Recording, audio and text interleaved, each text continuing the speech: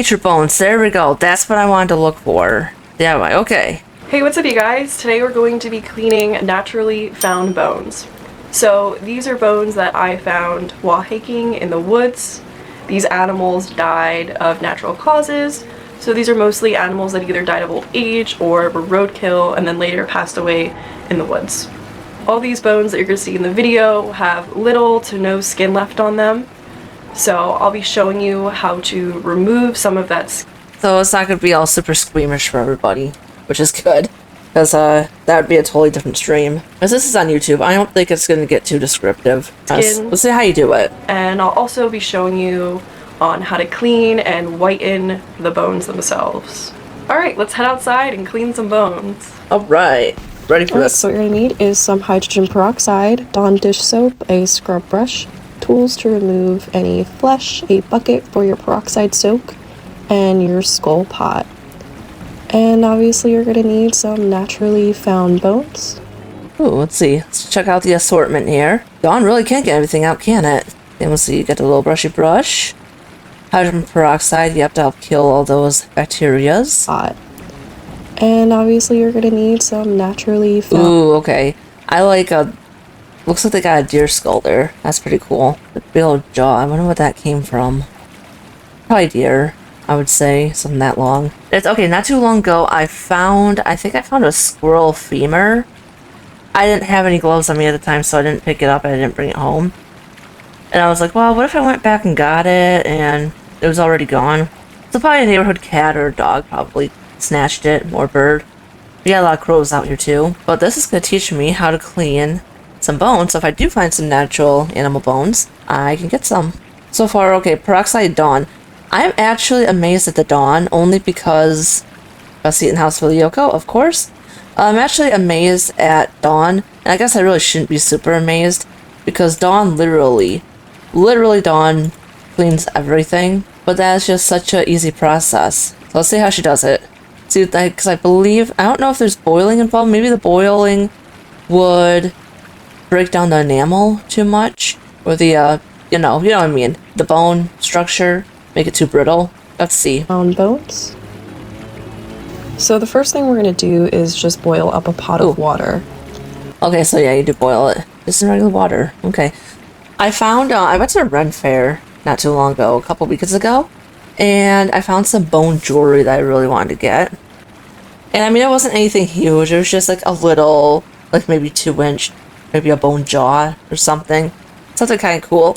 Bone jewelry goes expensive. Like, the thing I was looking at was like $50. And I didn't think it'd be that expensive. Instead, I didn't get it. But apparently there is a big market for not just taxidermy, but for bone jewelry, bone knickknacks, bone whatchamacallit, wazoozles. So yeah, hey, side hustle. In this economy, you have to have a side hustle. I have more of a side hustle, but hey, money's money, yo. We want to have a pot big enough to stick all of our bones in. Of course. And we're just going to let them sink to the bottom.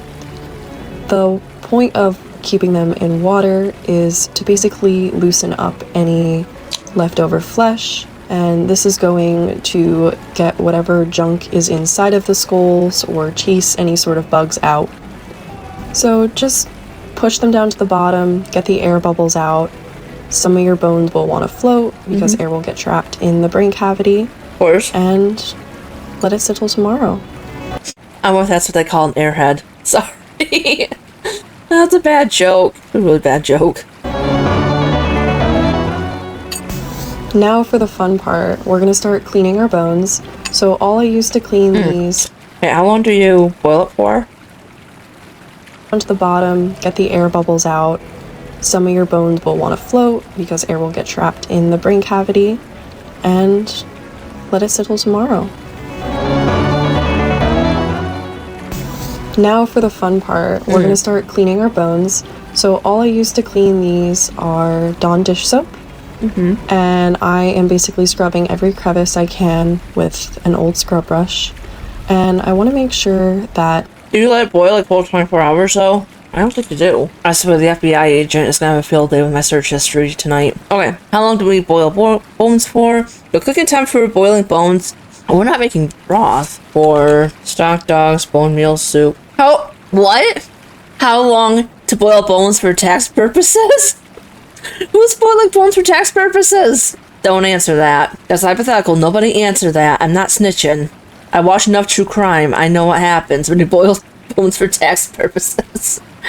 I'm not even gonna click on that one. The FBI agent is watching, simmering them at low heat for several hours, often 8 to 12. So here's a detailed breakdown. Of course, it's all AI, so maybe it's wrong, but we'll just take a look. Take a little look-see. More detailed.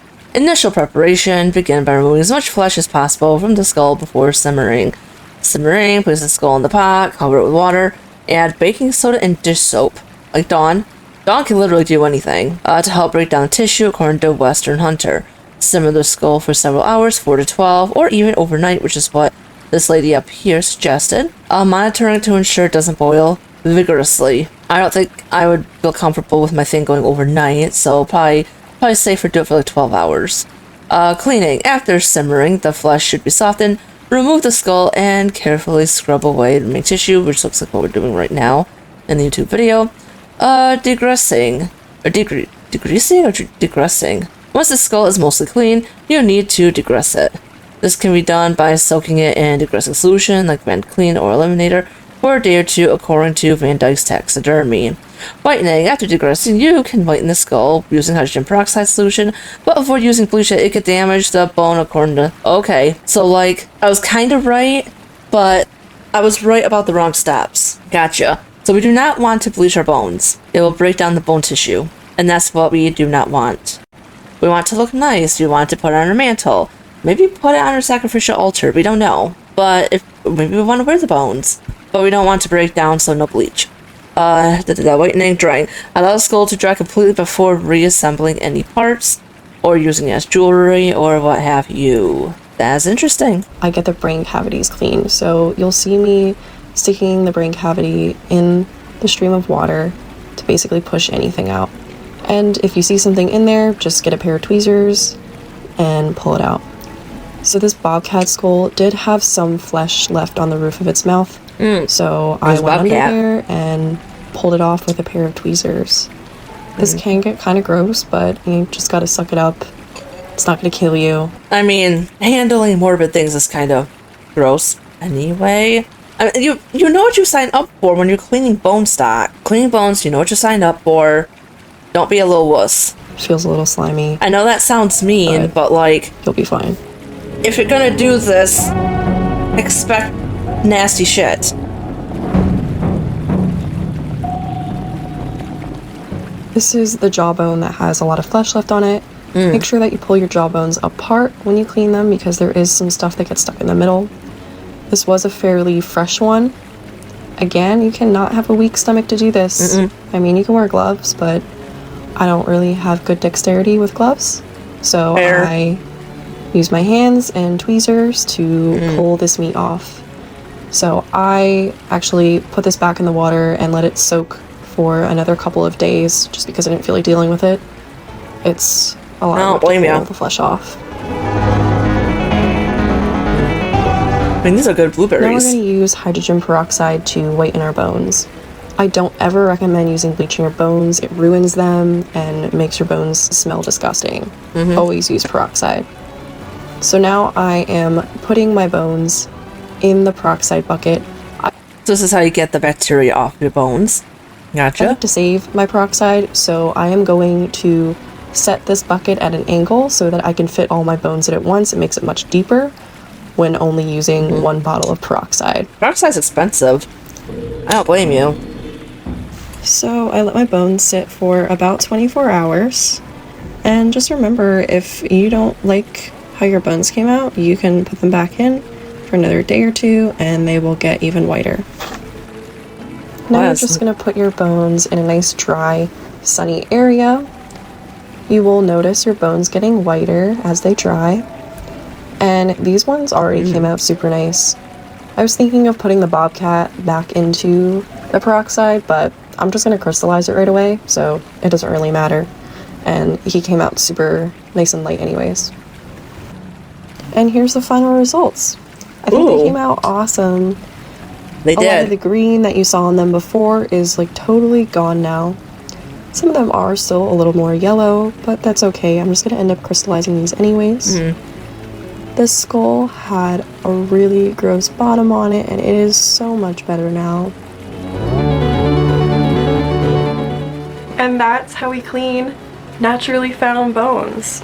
Let me know if you guys like that in the comments down below. I would love to see pictures or videos of bones that you've found and cleaned yourself. If you... Okay, I'm gonna see more of this person. Hold up. What else I got?